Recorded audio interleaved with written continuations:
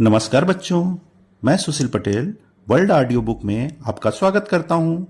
आज हम पढ़ेंगे डार्विन के प्राकृतिक वर्णनवाद को। तो डार्विन ने प्राकृतिक वर्णनवाद दिया।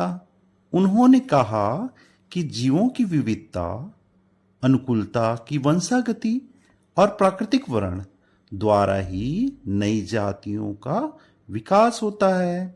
तो ये विभिन्न चरणों में होता है बच्चों, जैसे कि अति उत्पादन क्षमता। कई जीव ऐसे होते हैं जिनमें बहुत ज़्यादा क्षमता होती है अपने समान जीव उत्पन्न करने की, परंतु वातावरण में परिवर्तन होता है, विभिन्न प्रकार के रोग होते हैं, भोजन, जल, वायु, प्रकाश के लिए प्रतियोगिता होती है, जिसके कारण अधिक संख्या में जन्म होने के बावजूद उनकी संख्या सीमित बनी रहती है। दूसरा, जीवन में संघर्ष बहुत ज्यादा रहता है बच्चों। अधिक संतानोत्पत्ति के बावजूद भोजन, वायु, प्रकाश, जल की एक निश्चित मात्रा ही उपलब्ध होती है। तो नए उत्पादित जीवों में जीवन के लिए जरूरी चीजों के लिए आपस में बहुत ज्यादा संघर्ष होता है। तो यह संघर्ष एक जाति के सदस्यों के बीच भी हो सकता है और दूसरी जातियों से भी हो सकता है, और वातावरणीय कारकों से भी संघर्ष होता है। तो जीवन संघर्ष बहुत महत्वपूर्ण है। वहीं पर विभिन्नताएं और आनुवंशिकता भी देखी जाती है। एक ही जीवों में विभिन्नताएं भी पाई जाती है और समानताएं भी पाई जाती है। आनुवंशिकता की बात करें तो आनुवंशिकता भी एक पीढ़ी से दूसरी पीढ़ी लक्षणों को पहुंचाते हैं।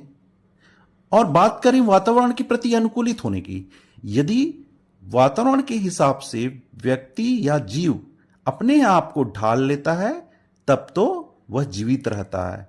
यदि नहीं अपने आप को अनुकूलित कर पाता तो वह जीवित नहीं रह सकता। जैसे जान सकते हैं हम लोग, मीसोजोइक युग में या जुरैसिक पीरियड में विशाल काय सरीसृप डायनासोर रहता था, लेकिन वातावरण की परिस्थिति बदली तो अपने आप को अनुकूलित नहीं कर पाए और समाप्त हो गए।